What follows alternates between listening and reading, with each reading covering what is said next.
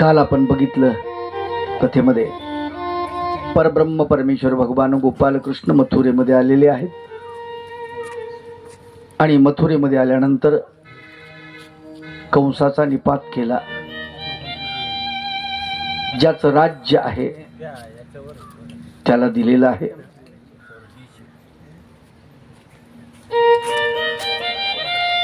नीती नियम या बाबतीमध्ये भगवान गोपाल कृष्ण काटेकोरपणे पालन करतायत.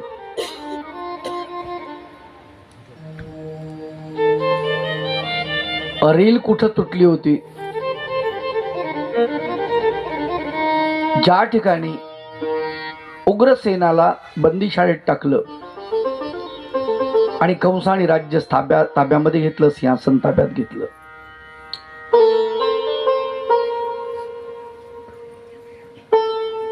मातृ देवो भव, पितृ देवो भव, अतिथी देवो भव, आचार्य देवो भव.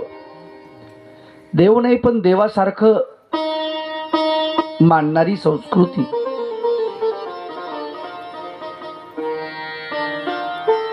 पित्याला कारागृहात टाकणे हा कुठला नियम? कंसाने ते केलं. कंसाचा पहिला गुण आहे की बापाला कारागृहात टाकणे. कंसाचा दुसरा अपराध आहे स्त्रीचा छळ. कंसाचा तिसरा अपराध आहे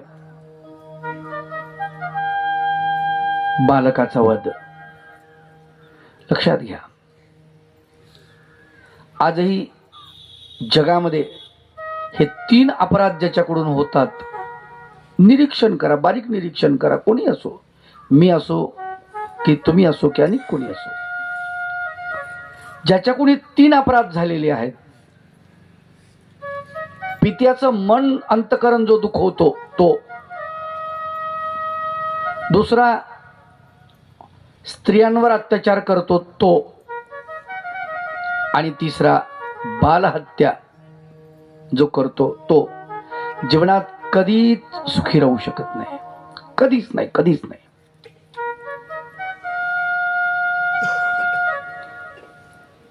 गर्भजल परीक्षण करण्याचं तंत्र ज्यांनी काढलं त्याला वाटत असेल चांगल्या उद्देशाने काढलं त्यांनी. गर्भामध्ये बाळ जर समजा अपंग असेल, मंद असेल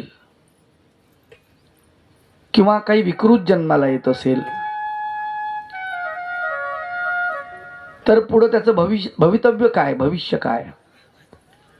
मग असा गर्भ फक्त काढून टाकायचा यासाठी ते परीक्षण आहे. पण मधल्या काळामध्ये पुत्र असला की ठेवायचा, कन्या असली की मारून टाकायची, सर्रास चाललं होतं. मला सांगा, काय गरज आहे दुर्योधनाची, दुशासनाची? आपणच तर दुर्योधन दुशासन झालोत ना. काय गरज आहे कंसाची? कंसाची भूमिका आपणच तर पार पाडतो आहोत. रावणाची काय गरज आहे? रावणाचं प्रतिनिधित्व आपणच तर करत आहोत. आज त्याचा परिणाम अख्खा महाराष्ट्र भोगतोय. मुलींची संख्या कमी झाली, मुलाचे बाप ओरडतायत,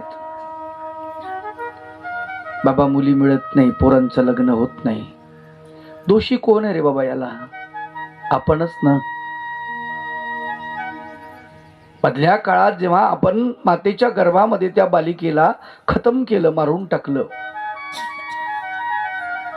त्याचे दुष्परिणाम आपल्याला भोगावे लागतायत. आता हे सरळ व्हायलाही वेळ लागणार आहे. पुन्हा 20-25 वर्षाचा काळ जाईल. ही मधली पिढी तर गारद झाली ना, पूर्ण संपली ना. कंसाकडून तिन्ही अपराध घडलेले आहेत आणि भगवंत अशा अपराधाला क्षमा करत नाही. म्हणून भगवंतानी कंसाला मारलेला आहे. तो भाग निराळा की प्रत्यक्षात भगवंताचा स्पर्श झाला, प्रत्यक्षात भगवंतांना लीळा करून त्याला मारलं, त्याच्यामुळे त्याचा फायदा झाला, हा भाग निराळा. पण मारलं हे मात्र निश्चित. आणि ते राज्य त्याच्या बापाला दिलं. रील मधामध्ये तुटली होती, इथून परत भगवंतांनी ती रील जोडली आणि तशाच पद्धतीनं जसं राज्य चालू होतं त्या उग्रसेनाचं, तसं राज्य परत सुरू झालं. उग्रसेन वारंवार म्हणायचा, प्रभू भगवंता, अहो आता मी वृद्ध झालो, म्हातारा झालो, आता कोणीतरी निवड करा याची. ते म्हणायचे, नाही, हे राज्य तुमचं आहे. कंसाने अत्याचार करून तुम्हाला या पदावरून पदच्युत केलं होतं, तिथली घडी व्यवस्थित बसत आहे. पण म्हणतात ना, काळाला वेगळंच मंजूर असतं. कंसाच्या ज्या मुली आहेत, काय नाव त्यांचं, अस्ती आणि तृप्ती काहीतरी आहे, ठाकरेचं. हा, कंसाच्या पत्नी. त्या कंसाच्या पत्नी आहेत. त्यांचा पिता जो आहे फार खतरनाक आहे, त्याचं नाव जरासंध. आपल्या मुलीचा कैवार घेऊन तो पुन्हा पुन्हा मथुरेवर आक्रमण करतोय, पुन्हा पुन्हा. इतकी आक्रमण झाली मथुरेवरती. भागवत सांगतो 17 वेळेस आक्रमण केलेलं आहे त्यांनी. किती वेळेस? 17 वेळेस. प्रत्येक वेळेस यायचं, आक्रमण करायचं, भगवंतानी त्याला हरवायचं, त्यानं भीक मागायची, प्राणाची माफी मागायची, पुन्हा मी असं करणार नाही म्हणायचं, भगवंतानं त्याला सोडून द्यायचं. असं का घडतेय बरं इतिहासामध्ये? भारताच्या रक्तामध्ये असं काय आहे? क्षमा मागितली की भारत सोडून देतो. पृथ्वीराज चव्हाणांनी असंच केलं ना. किती वेळेस आक्रमण झाली त्याच्यावर? 18 वेळेस काहीतरी पृथ्वीराज चव्हाणांनी त्या राजाला हरवलं. 17 वेळेस. आणि पुढच्या 18व्या वेळेस त्यांनी पृथ्वीराज चव्हाणला पकडलं, त्यावेळेस तो माफ करत नाही. हिंदुस्थानच्या राज्यामध्ये असं काय भरलेलं आहे की माफी मागितली की ते शस्त्र उचलत नाहीत? असं काय? आपल्यालाही वाटतं ना, एवढूसा पाकिस्तान संडासला जाऊन येईपर्यंत खतम करून टाकलं आपलं सैन्य त्यांना. एवढी ताकद आहे भारताकडे. 80,000 फौज परत केली, बंदी बनवलेली. कितीतरी वर्गमील जो भूमी आपल्याला मिळाली होती, ताब्यात घेतली होती, ती सुद्धा परत केली, त्यांना माफ केलं. सनातनी रक्तामध्ये असं आहे काय? एका उपनिषदामधला श्लोक आहे, फार सुंदर श्लोक आहे. त्याच्यामध्ये धर्माची 10 लक्षणं सांगितलेले आहेत. नीट ऐका. धार्मिक कुणाला म्हणावं हे त्यात वर्णन आलेलं आहे. धार्मिकतेचा हिंदूंचा काही संबंध नाही, धार्मिकतेचा मुसलमानाचा काही संबंध नाही, धार्मिकतेचा महानुभावाचा काही संबंध नाही, धार्मिकतेचा वारकऱ्याचा काही संबंध नाही, धार्मिकतेचा आस्तिकांचा नास्तिकाचा काही संबंध नाही. धार्मिक त्याला म्हटलं जातं ज्या पुरुषाकडे हे 10 गुण आहेत. धृती, क्षमा, दमोस्तेयम, शौचमिंद्रिय निग्रह, धीर्विद्या सत्यमक्रोध दशकम धर्मलक्षणम. 10 धर्माची लक्षण सांगितलेली आहेत. कोणते कोणते? धृती, धैर्य. धैर्य काय? धर्माचं लक्षण आहे. तुमच्यामध्ये धीर किती आहे याच्यावरती तुमच्यामध्ये धर्म आहे की नाही आहे हे कळतं. बापाची संपत्ती पोराच्या नावानं होणार आहे हे पक्का आहे. बाप शेजाऱ्याला संपत्ती देणार नाही.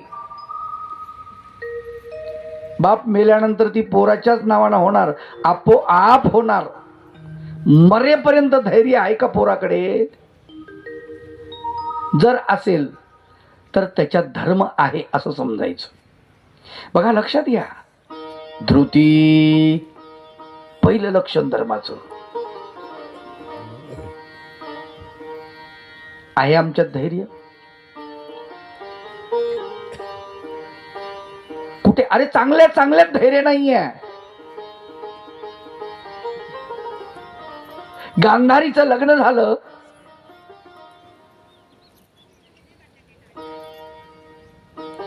गांधारीच्या पोटामध्ये गर्भ आहे. इकडे मंत्र सामर्थ्याने कुंतीला पुत्र झाला युधिष्ठिर, हे तिला कळलं आणि तिचा मत्सर जागा झाला. माझं बाळ अगोदर जन्माला यायला पाहिजे म्हणून तिनं पोटावरती दगड मारला. धैर्य आहे. बघा काय वर्णन आले महाभारतामध्ये. आणि गर्भपात झाला. महर्षी व्यास आले, भीष्मानं बोलवलं, म्हणले पोरीनं काय कुटाणा करून ठेवला, या म्हटले तुम्ही काहीतरी करायचं. 100 मडके बोलवले, त्या गर्भाचे 100 तुकडे केले, गाईचं तूप भरलं त्या मडक्यामध्ये आणि त्याच्यात एक एक तुकडा तो टाकला. आणि त्या मडक्यामध्ये, त्या कुंभामध्ये कौरव वाढले. म्हणून त्यांना कुंभपुत्र असंही म्हणतात. कौरवांना आहे तिच्या ठिकाणी धृती आहे, धैर्य आहे? नाही. चांगल्या चांगल्यामध्ये नाही आहे. कधी कधी मोठी गंमत होते, आपण धैर्य गमावून बसतो आणि नंतर आपल्याला पश्चाताप होतो. भारतीय संस्कृतीमध्ये धैर्य पहिल्यांदा शिकवलं जातं. तुमच्या प्राणावरती आल्यावर तुम्ही ते वापरायचं आहे. भारतातला संन्यासी शस्त्र चालवू शकतो, पण केव्हा? त्याच्या प्राणासोबत अनेकांचे प्राण जर धोक्यात येत असतील तर त्यावेळेस मात्र तो शस्त्र उचलतो, पण त्यावेळेला, तोपर्यंत नाही. भगवंताने कधी शस्त्र उचललं? गोपालकृष्ण भगवंतानी ज्या वेळेला अर्जुन हतबल झाला, काही करू शकत नाही,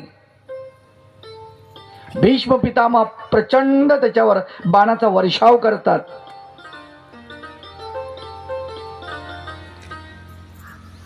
मोडकं चाक उचललं भगवंतानी, धावून गेले भीष्मावर. भीष्म म्हणाला माझी प्रतिज्ञा संपली, मी तुला शस्त्र हातात धरायला गेलो म्हटलं होतं ना. भगवंत म्हणले शस्त्र नाहीये, हे चाक आहे रथाचं मोडलेलं. त्यामुळे चाक जरी असलं, हातात धरलं मारण्यासाठी, ते शस्त्रच आहे. दगड असू द्या, काठी असू द्या, काही असू द्या, ते शस्त्रच आहे. शेवटच्या क्षणाला उचललेलं आहे. अर्जुन काही करू शकत नाही हे जेव्हा लक्षात आलं तेव्हा उचललाय. धैर्य. तोपर्यंत धैर्यवान आहे. 100 शिव्या खाल्ल्या की नाही भगवंतानं, आपण लीळा ऐकली, तोपर्यंत भगवंत हसतायत. किती धैर्य आहे, प्रचंड प्रमाणामध्ये धैर्य आहे. भारतातल्या राजांना आश्रमामध्ये पाठवल्या गेलेला आहे. भारतातला प्रत्येक राजा ऋषीच्या आश्रमात अभ्यास केलेला आहे आणि त्यालाही शिकवलेलं आहे धैर्य, धृती. पहिला मुद्दा क्षमा. क्षमा शिकवली त्याला. कोणी जर क्षमा मागितली तर त्याला पटकन क्षमा केलं पाहिजे हे त्याला शिकवलेलं आहे. आणि म्हणून पृथ्वीराज चव्हाण काय, भगवान गोपाल कृष्ण काय, किंवा भारतातले कुठले राजे काय, किंवा आजच्या परंपरेपर्यंत आम्ही शत्रूला माफ करा म्हटलं शत्रूनी की आम्ही लगेच सोडून देतो. त्याचं कारण ते आहे आमच्यामध्ये धर्म भरलेला आहे. धर्म, क्षमारूप धर्म आम्हाला शिकवला आमच्या पूर्वजांनी. आणि आम्ही वैर विसरून जातो. पुढच्यानी क्षमा म्हटलं की आम्ही म्हणतो संपलं. सॉरी म्हटलंय ना, क्षमा मागितली ना, अजून काय, क्षमा वीरस्य भूषणम. क्षमा हे वीराचं भूषण आहे. हाताचं भूषण काय, हस्तस्य भूषणम दानम, विद्या कंठस्य भूषणम. विद्या कंठाचं भूषण आहे. गळ्यामध्ये हार घालणे, लॉकेट वगैरे हे भूषण नाही. कंठाचं भूषण विद्या आहे. हाताचं भूषण ब्रेसलेट वगैरे काही कंगण हे नाही. दान देणे हे भूषण आहे. कर्णाचं भूषण शास्त्र श्रवण करणे हे कर्णाचं भूषण आहे, कानाचं भूषण आहे. तसं वीराचं भूषण जे आहे क्षमा करणे हे वीराचं भूषण आहे. धृती, क्षमा, दमोस्तेयम. दमन, इंद्रिय दमन, इंद्रियांना ताब्यात ठेवणे हे शिकवले गेले राजे महाराजांना. आलं का लक्षात? बालपणामध्ये जेव्हा ते आश्रमात असतात तेव्हा त्यांना शिकवले गेले दमन, इंद्रिय दमन. धृती, क्षमा, दमोस्तेयम. अस्तेय, चोरी न करणे हे शिकवल्या गेलेलं आहे. शौचम, शुद्धता, मनाची, देहाची, इंद्रियाची, चित्ताची सगळी स्वच्छता, शुद्धता, त्याला शौच म्हटलेलं आहे. हे शिकवलं आहे. इंद्रिय निग्रह, इंद्रियांचा निग्रह, इंद्रिय ताब्यात ठेवणे. तुमच्या समोर ताट येतं, ताट, आई जेवायचं ताट तुम्हाला वाढते आणि मग तुम्हाला काय म्हणते, बाळा पाणी हातात घे, कृष्णार्पण म्हण, संकल्प सोड, ताटाभोवती पाणी फिरवलं, हात जोड, भगवंताला प्रार्थना कर. अगं आई झालं ना, देवाला उपहार दाखवला ना आता. अरे हो, देवाला उपहार दाखवला, तो स्पेशल आहे. हे तुझ्या समोर आहे. तुझा वैयक्तिक उपहार दाखव आता. तुला खायचंय ना, त्याची सुद्धा देवाला प्रार्थना कर. हे माझं अन्न राजस तामस असू शकते, हे सात्विक करा म्हणून भगवंताला प्रार्थना कर. हा संयम शिकवणे, इंद्रिय संयम. हा इंद्रिय निग्रह. थंड होऊ द्या, थांबा थोडस. एवढ्यात जर एखादा पाहुणा आला, एखादे अभ्यागत आले तर तुमच्या ताटातलं अर्ध त्याला देता आलं पाहिजे. पूर्वीचे लोक जेवायला वाढल्यानंतर ताटातली एक भाकर बाजूला काढून ठेवायचे. कल्पना असेल तुम्हाला कदाचित. काय, अन्न कमी होतं. आपलं जेवण संपेपर्यंत ती भाकर तशीच राहायची. कोणी आलं नाही तर ती भाकर घेऊन खायची. जर यदा कदाचित कोणी मनामध्ये आलं तर ती भाकर त्याला वाढायची. इंद्रिय संयम. शौचम इंद्रिय निग्रह. धीर विद्या. धी बुद्धीचा संग्रह, बुद्धी वाढवणे. विद्या आत्मसात करणे. सत्यम, सत्य बोलणे. अक्रोध, क्रोध न करणे. दशकम धर्म लक्षणम. ही धर्माची 10 लक्षण आहेत म्हटले. आणि भगवंतामध्ये तर भरलेलेच आहेत, प्रश्नच नाही. म्हणून भगवंत 17 वेळा माफ करतो, लक्षात ठेवा. 17 वेळा. जरासंधाला परतून लावून वसुदेवानं म्हटलं की गोकुळामध्ये भगवान गोपाल कृष्ण खेळ क्रीडा केलेली आहे. खरं तर भगवंताला गुरु करण्याची काही गरज नाही हे का, परंतु लोकांना प्रघात घालून देण्यासाठी, लोकांनी गुरु करावा हा आदर्श ठेवण्यासाठी भगवंतालाही आश्रमात पाठवलेला आहे. सांदीपाणीच्या भगवान गोपाल कृष्ण श्रीमद भगवद्गीतेत वर्णन करतात. यद्दाचरती श्रेष्ठ सत्तदेवेतरो जन सयत् प्रमाणं कुरुते लोकस्तदनुवर्तते. यद्दाचरती श्रेष्ठ, श्रेष्ठ माणसं जे जे आचरण करतात त्याच्याकडे बघून आपण वागत असतो. आणि म्हणून प्रत्येकाने गुरु केलाच पाहिजे. गुरु आपल्या जीवनामध्ये अत्यंत महत्वाचा आहे. आपल्या जीवनाला आकार देणारा आपला तो कुंभार आहे. जसं मातीचं मडकं त्या मडक्याला आकार देतो कुंभार, तसा आपल्या मनाला आकार, आपल्या बुद्धीला आकार गुरु देत असतो. गुरु एक जगीरा, गुरु एक जगीरा, गुरु एक जगीरा, गुरु एक जगीरा, गुरु दया सिंधु, गुरु दीन बंधु, दया सिंधु, गुरु दीन बंधु, गुरु जननी जन्म दाता, गुरु एक जगीरा, गुरु एक जगीरा, गुरु दया सिंधु, गुरु दीन बंधु, दया सिंधु, गुरु दीन बंधु, गुरु जननी जन्म दाता, गुरु एक जगीरा, गुरु एक जगीरा.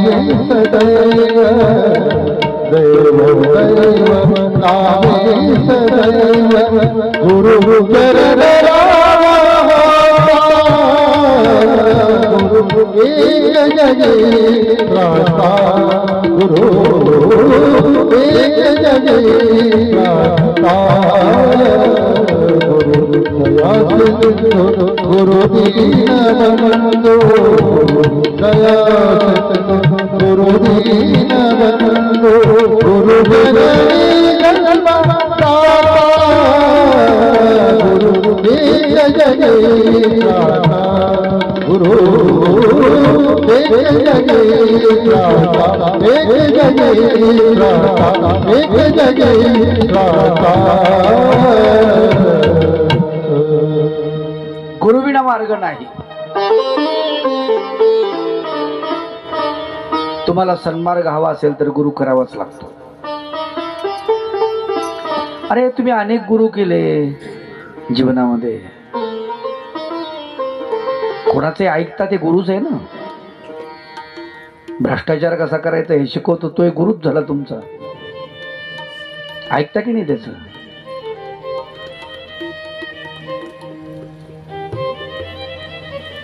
आता आपलं लग्न झालं, आपल्या मुलांचं आपलं कसं होईल, सगळं कुटुंब एकत्रित आहे, तुम्ही कमाई करता आणि खर्च करून टाकता. बाकीचे तुमचे बंधू त्यांचं वेगळं चाललंय, तुम्ही मोठे आहेत, तुम्ही वेगळं निघा. आपल्याला संपत्ती कशी जमा होईल वेगळं निघल्याशिवाय? ऐकता ना पत्नीचं? गुरुच आहे तुमचे ते. किती जणांचं ऐकता तुम्ही? मित्राचं ऐकता, पत्नीचं ऐकता, सोयऱ्याचं ऐकता, नाही का?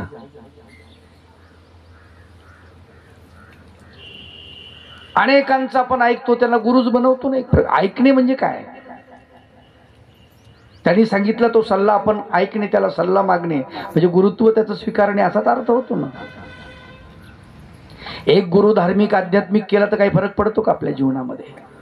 करायला पाहिजे ना. इतके गुरु केले आपण, एक करायला पाहिजे. काही लोक म्हणते काय होते गुरु केलं ना, आणि नाही केलं तर काय होईल?